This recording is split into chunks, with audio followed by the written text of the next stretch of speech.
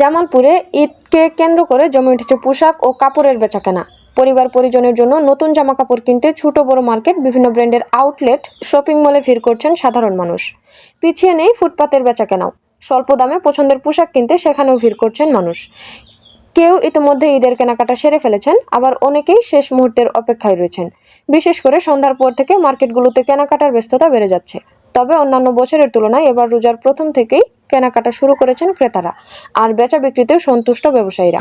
গত 2-3 বছরের চেয়ে এবার একটু মোটামুটি ভালো, আশা করি যে সামনে একটু ভালো যাবে ইনশাল্লাহ। মোটামুটি সবারই ব্যবসায় ভালো, বাচ্চা, লেডিস, জেন্টস মোটামুটি ভালো। আপাতত মোটামুটি মার্কেটে কাস্টমার আছে, কিন্তু বাচ্চা কাস্টমার একটু বেশি, বাচ্চাদের কাস্টমার, মহিলাদের কাস্টমার। জামালপুরে বিভিন্ন ঈদ বাজার ঘুরে দেখা গেছে ভারতীয় কাপড়ের তুলনায় দেশীয় কাপড়ের চাহিদা বেশি। বিশেষ করে গরমের কারণে সুতি, থ্রি পিস, কটনের বিভিন্ন ডিজাইনের জামা ক্রেতাদের পছন্দের শীর্ষে রয়েছে। পুরুষদের পোশাকে jeans pant, gabardine pant, colour shirt, full shirt, check শার্টের চাহিদা বেশি। তবে এবার বর্ণিল পাঞ্জাবির চাহিদা সবচেয়ে বেশি। মূলত আমার বাজেট 10,000-10,000-এর মধ্যে 5,000 টাকা তো একটা জামাতেই চলে গেছে। আর বাকি যেগুলো আছে ওগুলা টুকিটাকি কিনবো। যেহেতু আমরা মধ্যবিত্ত, আমাদের এত হাই কোয়ালিটির বাজেটের কোনো কিছু কেনাকাটা করা সম্ভব না বা পসিবলও হয় না। কাজেই যতটুকু আমাদের সাধ্য এর মধ্যে আমাদের কেনাকাটা করতে হয়।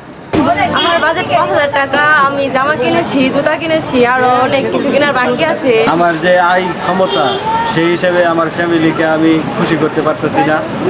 আর মার্কেটে বাজেট বেশি হলে আর কি মন মতন কাপড় কেনা যায়। আমি আমার আম্মুর সাথে মার্কেটে এসে জামা কিনছি, জুতা কিনছি, আরো কসমেটিক্স কেনা বাকি আছে। আমি মার্কেটে এসে আমার বাবা মার সাথে এবং আমি প্যান্ট, শার্ট, জুতা কিনছি। বাবুকে নিয়ে আসছি জামা কেনার জন্য, জুতা কিনলাম, সে খুশি।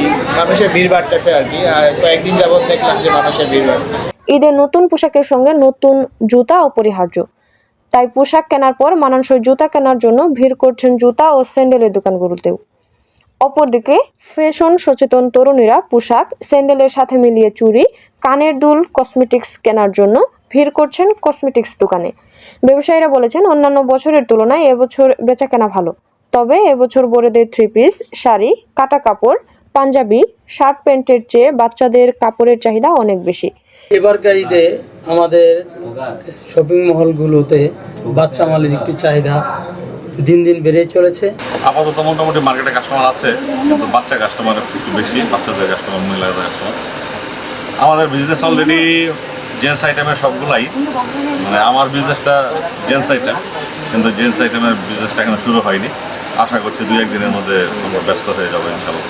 এই রমজানে মোটামুটি গত রমজানের চাইতে আপনার প্রায় প্রতিদিনের রমজানে হিসাব করে দেখছি, গতবারের রমজানের খাতাটা খুলে দেখছি 8,000-10,000 টাকা সেল বাড়তি হয়েছে।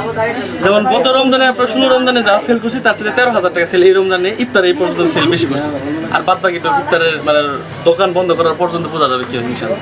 এদিকে সাধারণ মানুষ যেন সকাল থেকে রাত পর্যন্ত নির্বিঘ্নে কেনাকাটা করতে পারেন, সেই জন্য পর্যাপ্ত নিরাপত্তা ব্যবস্থা নেওয়া হয়েছে বলে জানিয়েছেন জামালপুর সদর থানার ভারপ্রাপ্ত কর্মকর্তা আবু ফয়সাল মোহাম্মদ আতিক।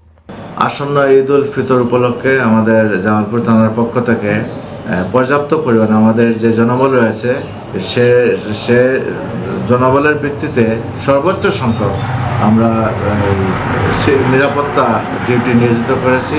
আপনারা লক্ষ্য করে দেখবেন, বিভিন্ন বড় বড় যেগুলো শপিং মল আছে বা গুরুত্বপূর্ণ ব্যবসায়িক কেন্দ্র আছে, সেখানে আমাদের সার্বক্ষণিক দিনে এবং রাত্রে এই বিভিন্ন পিকেট পার্টি বলি, তারা ডিউটি করতেছে। আমাদের মোবাইল টিম আছে, আমাদের কিলো ডিউটি আছে এবং চেকপোস্টও কাজ করতেছে, সেটা রাত্রে সন্ধ্যা করে কাজ করে। এবং এই ঈদ পারপাসে এখন পর্যন্ত বড় রকমের কোনো রকমের চুরি ছিনতাই জাতীয় ঘটনা আমরা এখন পর্যন্ত ঘটে নাই।